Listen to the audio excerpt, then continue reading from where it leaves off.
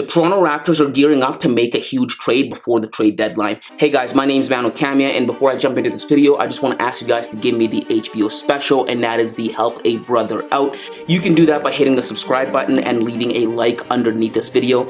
I don't like long intros, so let's jump back into this Toronto Raptors news. Yes, so on a recent episode of C.J Mccollum's show, C.J Mccollum said that he's heard rumblings about guys being unhappy with the situation that they're currently in within the Toronto Raptors organization. C.J went on to say that he can't really speak about the certain players or what situations because that could be tampering, he could be fined for that. But when asked about the situation that the Toronto Raptors find themselves in right now, being the 11th seed in the Eastern Conference, being 5 games under 500, and just being an overall disappointment for what the fans expected the Toronto Raptors to be, CJ had this to say, quote, "Something needs to change because they, the Raptors, are way too talented to be struggling." He continued saying, quote, "They've got too many good pieces, too many guys who are not only impactful and quality players on that team, the Raptors,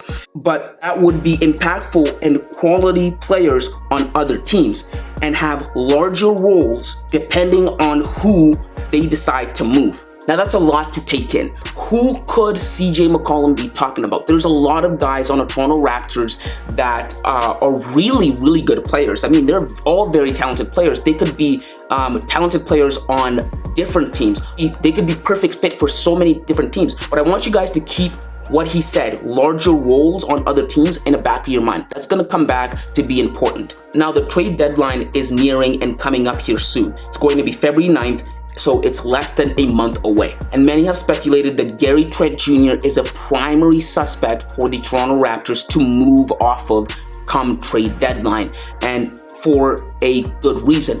See, the way that it's situated right now, Gary Trent Jr.'s contract, the contract that he was on with the Portland Trail Blazers, the way that it is right now, he could opt out of that contract and choose to test the market through free agency. And if he does so, many have speculated that with his talent, he could command north of $20 million a year. And a figure like that could be daunting for the Toronto Raptors, in which they don't want to pay. And so the best thing they could do is try and move off of him now and actually get something back in return for him, instead of just letting him walk in free agency and not getting anything in return. Furthermore, Gary Trent Jr. was drafted by the Portland Trail Blazers all the way back in 2018. And he spent some time with them. He played along, guess who? C.J McCollum, before he was traded to the Toronto Raptors. And remember what C.J McCollum said, it could be tampering if I talk about certain guys on the Toronto Raptors. Meaning, there are guys that maybe he could be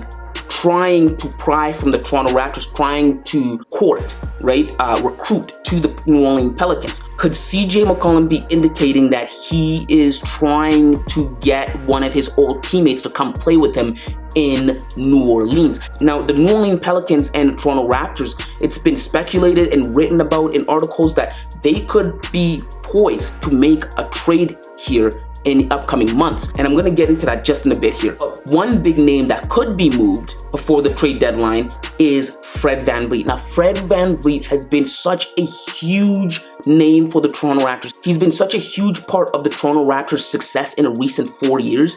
He was on a team that went all the way and won a championship with Kawhi Leonard. I mean, that team probably couldn't have won the NBA championship without Fred VanVleet's shooting. He was stellar, right? He was stellar. The Toronto Raptors understood and saw his value throughout that run, and they kept him. They gave him money afterward. They decided to let Kyle Lowry go and keep Fred VanVleet. That's how important he was. But on a recent episode of J.J Reddick's podcast, Fred VanVleet opened up about why he's been having such a down year, in contrast, in comparison to last year, in which he made a huge breakthrough, making his first ever All-Star appearance. He attributed his slump this year to having a lesser role throughout the team, and saying that he doesn't have the ball in his hand as much anymore, and he's got to take back a few steps. I probably imagine this is due to the developmental aspect of Scottie Barnes being on a team, but I want you guys to go back to what C.J Mccollum said about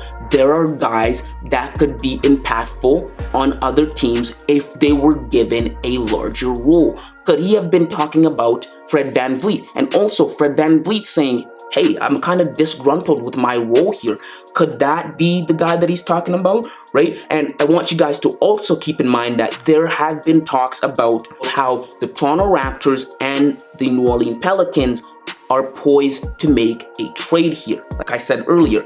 And that's because these two teams, it makes sense for the New Orleans Pelicans to look at a guy like Fred VanVleet and go after him. He would be such a perfect fit for their teams. Pelicans have a good big three in the Western Conference of C.J McCollum, Brandon Ingram, and Zion Williamson. But none of those guys have ever actually gone deep into the playoffs. None of those guys actually have experience in playing high-stakes Game 7 NBA basketball in playoffs. Fred VanVleet does, right? Fred VanVleet, again, like I said, was a huge, crucial part in the Toronto Raptors' success on their way to the championship. The New Orleans Pelicans could use a guy like that, right? And the New Orleans Pelicans also have a treasure trove of tradable assets. Assets that could be used to make the roster even more stronger in preparation for their upcoming playoff run. Last year, they had a stellar playoff run. They almost took out the Phoenix Suns, but this year, the pressure is a little bit higher than last year. Last year, the pressure was just for them to make the playoffs. This year, it's to go a little bit deeper. They're the 3rd seed in the Western Conference right now. That comes with pressure.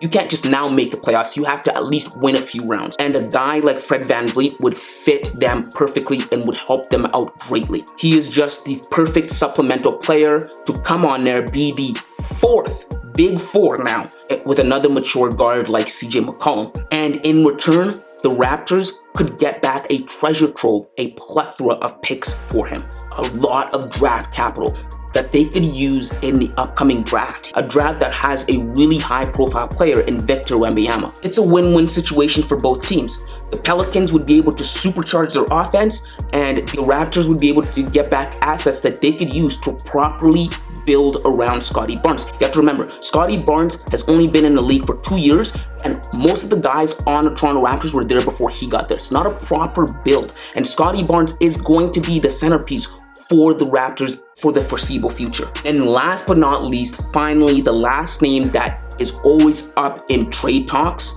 for the Raptors is O.G Anunoby. Every single team would love to have O.G Anunoby on their team. Last summer in the offseason, there were talks that the New York Knicks had interest in O.G Anunoby, that O.G Anunoby was going to be their plan B if they weren't able to land Donovan Mitchell. That ultimately fell through. The Knicks went out and they got Jalen Brunson. They could use someone like O.G Anunoby on their team. Now, it's been also reported that the price for O.G Anunoby would be a king's ransom.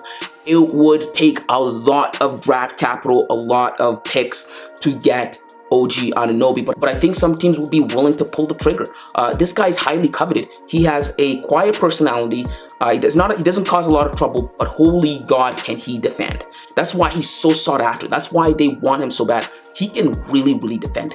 He can give you a few points on offense, maybe something like 17, 19 points per game, but it's his really defensive capabilities that teams are after. It might be time to make a drastic change, like how the Raptors made a drastic change with pulling the plug on DeMar DeRozan. Him and Kyle Lowry could just never figure it out, and ultimately, Masai Ujiri made the right choice to pull the plug on him and make a huge gamble for Kawhi Leonard, and it paid off. And with the way the season has turned out, it looks very disappointing.